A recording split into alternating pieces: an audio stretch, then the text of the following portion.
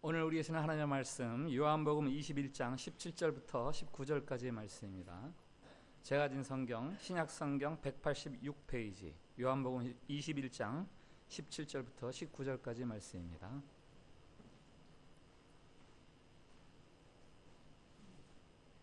말씀 봉독할 때에 살아계신 우리 하나님의 음성으로 들으시기 바랍니다. 세 번째 이르시되 요한의 아들 시몬아 내가 나를 사랑하느냐 하시니 주께서 세 번째 내가 나를 사랑하느냐 하심으로 베드로가 근심하여 이르되 주님 모든 것을 아시오매 내가 주님을 사랑하는 줄을 주님께서 아시나이다. 예수께서 이르시되 내 양을 먹이라. 내가 진실로 진실로 내게 이르노니 내가 젊어서는 스스로 띠띠고 원하는 곳으로 다녔거니와 늙어서는 내 팔을 벌리리니 남이 내게 띠띠우고 원하지 아니하는 곳으로 데려가리라. 이 말씀을 하심은 베드로가 어떠한 죽음으로 하나님께 영광을 돌릴 것을 가리키심이로라. 이 말씀을 하시고 베드로에게 이르시되 나를 따르라 하시니 아멘. 샬롬 샬롬. 예, 우리 옆에 분들하고 인사합니다. 하나님께서 우리를 사랑하십니다.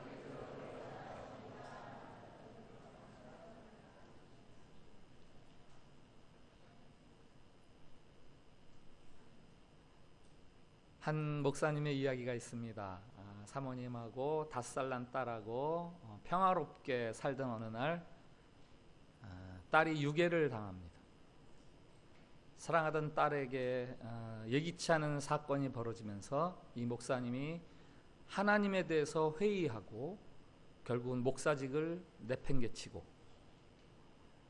그러다가 딸이 살아있다는 것을 알게 되면서 그 딸을 되찾기 위해서 돈이 필요하니까 보험금을 타내려고 아내를 죽이고 결국 딸을 되찾기는 하지만 그 과정 속에서 벌였던 범죄 행위 때문에 감옥소에 들어갑니다. 파괴된 사나이라는 영화의 줄거리입니다. 파괴된 사나이. 이 목사님은 왜 삶이 파괴되었을까요? 딸의 유괴라는 그런 상심할 만한 어려운 공경 속에서 잘못 반응했기 때문이에요. 상심을 어떻게 극복해야 하는지 목사였지만 제대로 몰랐습니다. 마음속 상처가 생길 때 자기 파괴라는 부정적인 반응을 보임으로 인해서 정말 자기 삶을 파멸로 몰아넣고 마는 거죠. 누구나 한 번쯤 어려운 일을 겪습니다.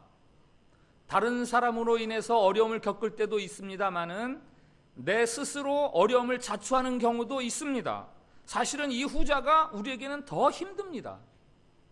나 때문에 내가 힘들어지는 거죠. 크게 기대했던 일 혹은 잘 되어가던 일들이 갑자기 그르쳐집니다. 역시 난 안 돼. 내가 그렇지 뭐. 하나님이 날 사랑하실 리가 있나? 이렇게 자꾸 수렁 속으로 자기를 몰아가는 겁니다. 자기 비하나 자기 혐오죠. 결국 자신감을 잃어버리고 그냥저냥 위축되어서 남은 삶을 살아가게 되는 겁니다. 오늘 본문의 베드로가 바로 그런 심정이에요. 자기 자신이 너무 초라하고 자기가 싫습니다. 오늘 본문이 있기 3년 전쯤에 예수님을 처음 만났을 때 이 사람이면 내 인생에 변화가 있겠다. 구원이 있겠다. 그래서 직업을 버리고 가족을 버리고 그를 따라다니기 시작했습니다. 예수님이 보여주신 많은 기적과 가르쳐주신 많은 교훈들을 들으면서 역시 내가 제대로 선택했구나. 주는 그리스도시요 살아계신 하나님의 아들이십니다.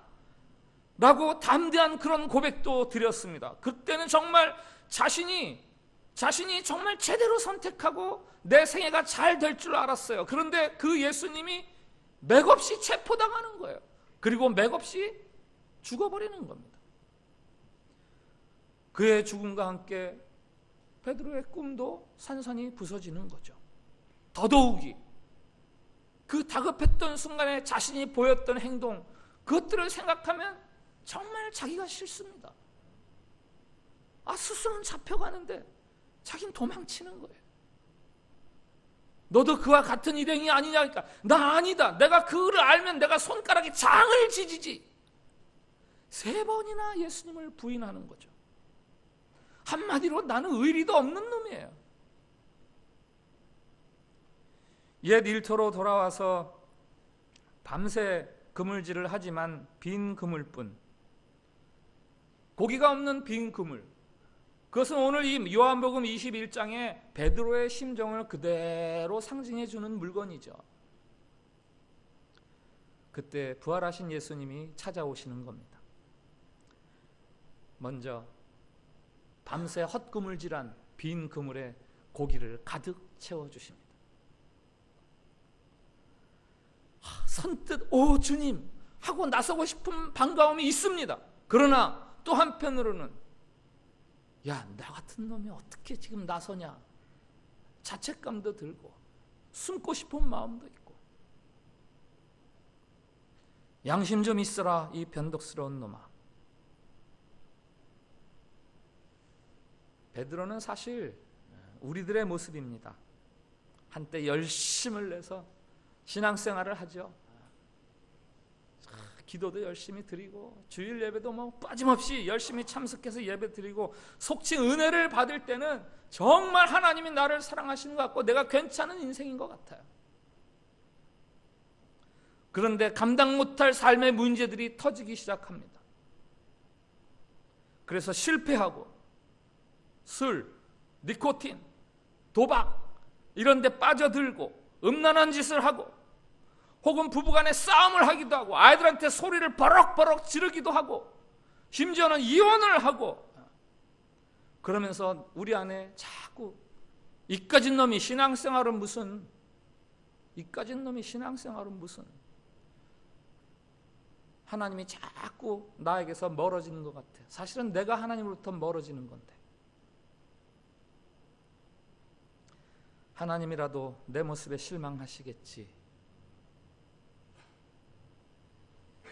우리의 감정이나 수준이 혹은 영적인 컨디션이 하나님을 가늠하는 렌즈가 됩니다. 내가 괜찮을 때는 하나님이 나를 예뻐해 주시는 것 같아요. 반대로 내가 곤두박질 치면 하나님이 나를 사랑하지 않는 것 같이 느껴져요. 그래서 파스칼이 이런 말을 합니다. 하나님은 인간을 자기 형상대로 지으셨다. 인간도 그대로 보답했다. 무슨 말입니까? 하나님께서 인간을 지으실 때 하나님의 영광을 그대로 두시고 하나님의 형상대로 지으신 것처럼 인간도 하나님을 생각할 때 자기 생각대로 하나님을 그려낸다는 거예요. 자신의 실패나 범죄로 인해서 죄책감이 들면 하나님이 잘 멀어지고 부정적으로 생각되고, 우리 자신이 미워질 때는 하나님이 나를 미워하지 이렇게 생각이 들고, 자신의 목을 확 누르는 일들이 생기면 이거 하나님이 지금 누르고 계시구나. 나에게 시작된 내 감정이 하나님에게 투사됩니다. 지금 내가 느끼는 이 감정이 하나님인 양 그렇게 착각됩니다. 변덕스러운 내 기분과 상태에 따라서 하나님이 변덕스러워지십니다. 지금 베드로의 심정이 꼭 그 꼴이고요. 내가 날 사랑하느냐? 물으시는 이 주님의 물음이 꼭 자기를 질책하고 비난하는 것 같아요. 주님을 똑바로 쳐다볼 수가 없어요. 다 아시면서 뭘 자꾸 물어보세요? 다 아시면서 왜 자꾸 물어보세요? 이 요한복음 21장, 요한복음의 마지막 장은 베드로라는 한 믿음의 사람을 회복시켜주는 그런 이야기입니다. 앞부분에 1절부터 14절까지는 빈 그물, 밤새 고기잡이를 했지만 빈 그물에 물고기를 채워주시는 이야기, 그게 이제 이어지면서 15절부터 오늘 본문 포함해서 베드로의 빈 자존감, 그것을 채워주는 이야기. 예수님이 베드로에게 말씀하세요. 요한의 아들 시몬아, 네가 나를 사랑하느냐? 요한의 아들 시몬아, 요한의 아들 시몬아, 요한의 아들 시몬아.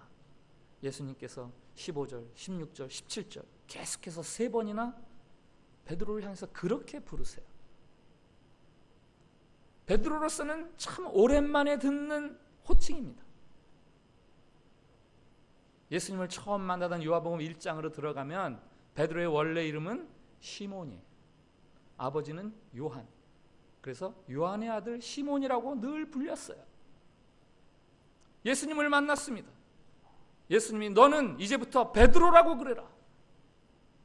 그 이후로 계속해서 베드로야, 시몬 베드로야 이렇게 불렸지, 요한의 아들 시몬아 이렇게 불린 적은 없어요. 요한복음 한번 쭉 보세요. 그런데 지금 굉장히 오랜만에 요한의 아들 시몬아. 여러분, 시몬에 무슨 뜻이 있는지 아세요?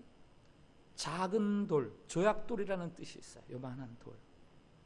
예수님이 요한의 아들 시몬을 보고 너 작은 돌이라고? 아니야, 너 베드로야. 베드로는 무슨 뜻입니까? 반석이에요. 큰 바위 덩어리야.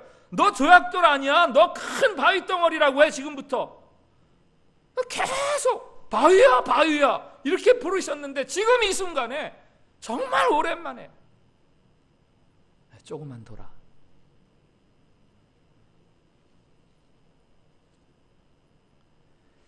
나를 배반한 너의 모습 내가 다 알고 있다라는 말씀이시죠. 그리고 물으십니다. 내가 날 사랑하느냐? 베드로가 뭐라고 대답하죠? 주님이 다 아시잖아요. 한때 예수님 앞에서 아닙니다, 다른 사람 다 배반해도 저는 배반하지 않을 겁니다, 큰 소리 쳤던 적이 있었어요. 지금은 그때 어투와는 정반대. 고개도 들지 못하고 다 들어가는 목소리, 다 아시면서 뭐 자꾸 물어보세요. 베드로가 주님을 처음 만났을 때, 그때도 그는 밤새 고기를 잡았지만 빈 그물을 가지고 빈 그물을 씻을 때 주님께서 깊은 곳에 가서 그물을 던져라. 그래서 고기가 그물에 가득 찼을 때, 그때 처음 만났던, 그때 베드로가 뭐라고 그랬는지 아세요? 주님, 저는 죄인입니다. 저를 떠나주세요. 주님, 저는 죄인입니다. 저를 떠나주세요. 처음 만나서 그 빈 그물이 가득 찬 물고기를 보며 고백했던 그 심정 그대로. 주님 다 아시면서 뭘 그러세요? 이 말 속에는 그때 그 하녀에게 나는 그 사람을 모른다, 나는 그 사람의 제자가 아니다 했던 거, 그 말 진짜예요. 저는 주님의 제자일 수가 없는 사람입니다. 저는 주님 앞에서 너무 부끄러운 사람이에요. 이런 고백이죠.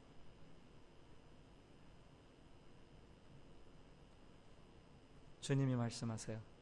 내 양을 먹이라. 이 말씀은 실패감에 젖어 있는 베드로를 완전히 회복시켜 주시는 말씀이에요. 어떤 선생님이 학생에게 심부름을 시켰는데 이 학생이 심부름을 잘못했어요. 일을 그르쳤어요. 선생님이 괜찮아. 그리고 그 다음에 다른 심부름 시킬 일이 있는데 다른 아이들한테 시키는 거예요. 자기한테 안 시켜. 그러면 그 학생이 뭐라고 생각해요? 아, 선생님이 내가 그때 잘못했을 때 그거를 기억하시고 이제 나를 신뢰하지 않으시는구나. 거꾸로 괜찮아. 그 다음에 또 시킬 일이 있는데 야 이리 와. 또 일을 시켜요. 그러면은 선생님이 정말 괜찮아 하시는구나, 나를 신뢰하시는구나, 이렇게 생각하는 거 아니에요? 제가 초등학교 4학년 때 똑같은 경험을 했어요. 뭐 선생님 심부름을 하는 정도가 아니라 완전히 이건 야단을 바가지로 먹을 일을 벌어졌어요. 뭐 저만 겁나는 게 아니에요. 반 전체가 이제 윤기리 때문에 우린 죽었다, 이제 큰일 났다. 이제 선생님이 들어오시더니 다 들으시고 아무렇지도 않게 그냥 넘어가시는 거예요. 그리고 계속해서 저를 세워주시는 거예요. 얼마나 고마운지. 내 양을 먹이라, 나를 따르라. 예수님이 베드로 부려먹으시려고, 일꾼이 모자라서 일할 사람이 없어서 너 나를 위해서 좀 일해라 그러시는 거 아니에요. 너 지금 너 모습 때문에 초췌해 있구나. 괜찮아. 이런 위로와 격려의 말씀이시죠. 오늘 말씀에서 베드로에게 들으신 예수님 말씀의 결론이 있어요. 내가 하나님의 영광을 위해서 죽기까지 할 거야. 내가 하나님의 영광을 위해서 죽기까지 할 거야. 18절 19절 말씀 한번 같이 읽어보겠습니다. 시작. 내가 진실로 진실로 내게 이르노니 내가 젊어서는 스스로 띠띠고 원하는 곳으로 다녔거니와 늙어서는 내 팔을 벌리리니 남이 내게 띠띠우고 원하지 아니하는 곳으로 데려가리라. 이 말씀을 하심은 베드로가 어떠한 죽음으로 하나님께 영광을 돌릴 것을 가리키심이로라. 이 말씀을 하시고 베드로에게 이르시되 나를 따르라 하시니 아멘. 젊어서는 지금은 네가 나를 따르다가 넘어졌지. 네 맘대로 하느라고. 그러나 너 하나님의 영광을 위해서 죽을 수 있는 그런 자리까지 네가 갈 거야. 나를 따라.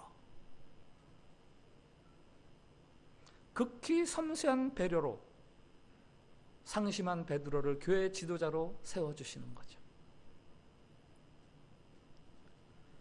우리는 하나님이 얼마나 우리를 사랑하시는지, 하나님이 어떻게 우리를 자유하게 하시는지,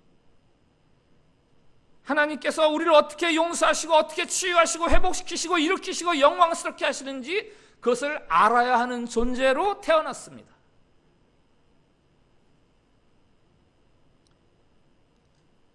이제 이후로 예수님을 위해서 일하는 베드로에게 유일한 능력이 있다면 예수님을 향한 자기 열정 그거 아니에요. 예수님을 향한 믿음의 고백이나 결심 그런 것도 아닙니다. 오직 나 같은 사람에게 베풀어 주시는, 다시 기회를 주시는 예수님의 사랑, 그게 유일하게 주님을 위해서 일하는 베드로의 능력이 되는 거예요. 이후 베드로는 연약함 중에서도 변하지 않는 하나님의 사랑에 대해서 잊을 수가 없습니다. 그래서 자주 그런 이야기를 해요. 교인들에게 편지를 쓰면서 이런 이야기를 합니다. 너희가 전에는 백성이 아니더니, 이게 무슨 말입니까? 자기 고백이 들어있는 거예요. 내가 이전에는 백성이 아니더니 이제는 하나님의 백성이요, 전에는 긍휼을 얻지 못하였더니 이제는 긍휼을 얻은 자니라. 오직 너희는 택하신 족속이요. 무슨 말입니까?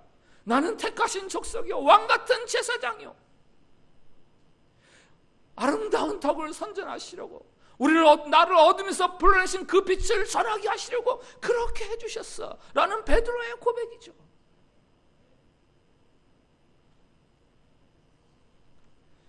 시험을 넉넉하게 이긴 자가 하는 고백이 아닙니다. 철저하게 넘어져서 낙심하는 자, 자기 자신의 초라함을 경험한 자. 그러나 그럼에도 불구하고 자기를 찾아오시고 자기를 회복시켜 주시는 그 예수 그리스도의 사랑을 경험한 자, 그가 하는 이야기죠. 발터 카스퍼라는 신학자가 이렇게 말합니다. 예수 그리스도 안에서 하나님의 사랑을 경험한다는 것은 내가 아무 조건 없이 수용되고 인정받고 무한히 사랑받는다는 것을 경험하는 것이다.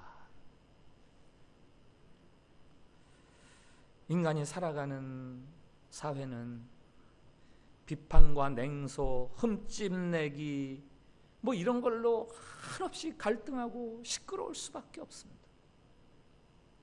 잘못을 지적하는 데는 재빠르지만 남이 잘한 것을 인정해 주는 데는 우리는 참 더딘 사람들이에요. 성경은 사탄을 고소하는 자, 비난하는 자라고 이름 붙여요. 우리의 실수와 죄를 들춰내면서 우리를 형편없는 사람이라고 자꾸 우리를 속이는 게 사탄이에요. 다른 사람에게 뿐만 아니라 자기 자신에 대해서도 자꾸 그렇게 생각하게 해요. 한 아들이 아빠가 애지중지하는 도자기를 깨뜨렸어요. 아빠가 그거를 알고 주의를 단단히 주죠. 좀 조심하게 좀 살아라. 그 다음부터 이 아들이 아빠 얼굴을 쳐다보지 못합니다. 밥상에 마주 앉아서 밥을 먹어도 고개를 쳐들고 밥을 못 먹어요. 젓가락을 끄적끄적. 아빠가 앉아있으면 밥이 안 먹혀요. 아빠가 야, 너 용돈 다 떨어졌냐? 괜찮아요. 속으로는 나 같은 놈이 무슨 용돈이 필요하겠어요. 용돈 없이 살죠 뭐. 아들이 마치 종처럼 살아가는 거예요. 이 사탄이 우리들에게 자꾸 불러일으키는 생각이에요. 자기 비하, 자기 혐오, 이 사탄의 전술, 우리에게서 하나님이 주시는 사랑으로부터 단절되게 하려는 것. 여러분 명심하십시오. 우리가 매 순간 완벽하게 행동할 수 없습니다. 우리는 자주 실수합니다. 심지어 우리는 범죄하기도 합니다. 그럼에도 불구하고 하나님은 우리를 사랑하십니다. 김남도 교수님이 신저서를 냈는데 웅크린 시간도 내 삶이니까. 웅크린 시간도 내 삶이니까. 거기서 이런 말을 해요. 살면서 가장 힘든 시간은 타인이 아닌 자기 스스로를 의심하는 시간이다. 다른 사람을 원망하고 다른 사람에 대해서 의심하는 것도 힘들지만 자기 자신에 대해서 원망하고 자기 자신에 대해서 회의하는 그 시간이야말로 정말 힘든 시간이다. 그러면서 그렇게 웅크려 있는 자에게 이런 이야기를 합니다. 나침반이 없던 시절 뱃사람들이 북극성을 향해 돛을 매달았다. 북극성까지 가려고 그런 것이 아니다. 칠흑 같은 어둠 속에서도 북극성만이 흔들리지 않고 우리를 이끌어주기 때문이다. 지금 잠시 웅크린 채 표류하고 있을지라도 북극성에서 눈을 떼지 말아야 한다. 누구에게나 찾아올 수 있는 상심의 시간, 웅크릴 수밖에 없는 그런 시간, 그때도 우리가 북극성을 바라봐야 되는, 북극성에 가기 위해서가 아니에요. 완전해지기 위해서가 아니에요. 우리를 향한 주님의 변함없는 사랑, 그것을 바라보아야 합니다. 우리를 회복하시고 우리를 온전케 하시려는 하나님의 그 따뜻한 사랑, 그것을 바라보아야 하는 거죠. 거기서 눈을 떼지 말아야 되는 거죠. 우리는 우리의 상황과 우리가 빚어내는 결과 때문에 눈이 멀어요. 하나님을 의심합니다. 우리를 하나님의 사랑에서 제외시키려고 그래요. 남들을 보면, 환경을 보면 자꾸 내가 초라해지고 내가 왜소해지고 부끄러워지고 창피해지고 싫어집니다. 베드로가 지금 그 고민에 빠진 거예요. 완전한가 지금 자신과 너무 거리가 멀어요. 거기서 오는 자괴감. 사탄이 말합니다. 그것 봐, 넌 안 돼. 그러나 주님은 더 크게 말씀하시죠. 너의 실수, 그것 때문에 힘들어하느냐? 괜찮다. 내가 이 말을 너에게 꼭 들려주고 싶구나. 나 너 사랑해. 그리고 한 가지 더. 너는 하나님의 영광을 위해서 죽는 자리까지 갈 만큼 그렇게 위대한 사람이 될 거야. 그 후에 베드로, 이 일 후에 베드로, 우리가 아는 대로 십자가에 달려서, 그것도 거꾸로 달려서 죽지 않습니까? 내가 어떻게 감히 주님처럼 바르게 달려서 죽습니까? 그러면서 전승에 의하면 어린아이의 손에서 아무렇게나 막 놀아나던 그 조약돌, 조그만 돌이 아무도 어떻게 할 수 없는 큰 바위가 되는 거예요. 우리에게 여러 가지 소리가 많이 들리지만 그 중에서 우리가 가장 크게 들어야 하는 소리가 있습니다. 나의 모습이나 형편이 초라하고 악취가 날지라도 주님이 우리를 사랑하신다는 그 사실, 그 소리에 귀를 기울이십시오. 억지로 버티며 살듯 인생의 무게에 짓눌려서 살아가지 마십시오. 그래도 주님은 여러분을 사랑하십니다. 그래서 사랑이 있고, 그래도 사랑이 있죠. 그래서 사랑은 이러이러한 조건이 갖추어지니까 사랑하는 거예요. 그래도 주님은 조건에 상관없이 사랑하는 거예요. 우리 주님은 우리가 어떤 상태에 있든지 상관없이 사랑하세요.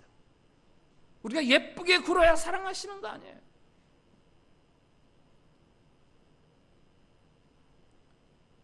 주님이 여러분에게 넌 조약돌 아니다. 너 바위야, 바위.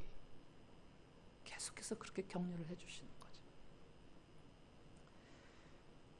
요한의 아들 시몬아, 내가 나를 사랑하느냐?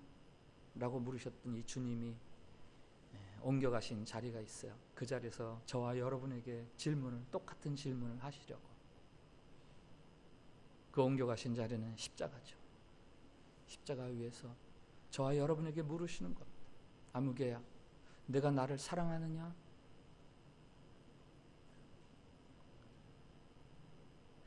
예수님의 두 팔을 보세요. 십자가에 달려 계신 예수님의 두 팔. 저 우주 끝까지 손이 닿을 것 같아요. 내가 너를 사랑한다. 내가 너를 이만큼 사랑한다. 그 고백하시려고 십자가에 달려 죽으신 거 아니에요?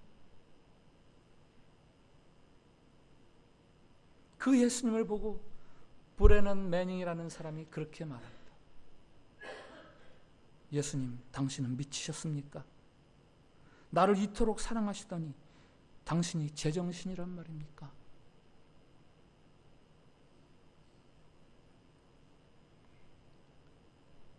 십자가는 죄와 허물, 실수와 실패로 얼룩진 여러분을 향한 구원의 선언이에요. 내가 너를 사랑한다 라는 예수님의 사인이에요. I love you.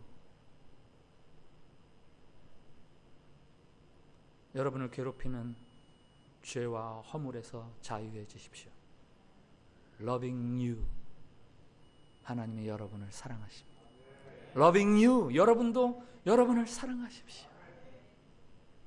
그때 비로소 여러분은 진짜 바위, 하나님의 영광을 위해서 죽기까지 할 수 있는 그 자리까지 여러분들이 자라날 수 있게 되는 거예요.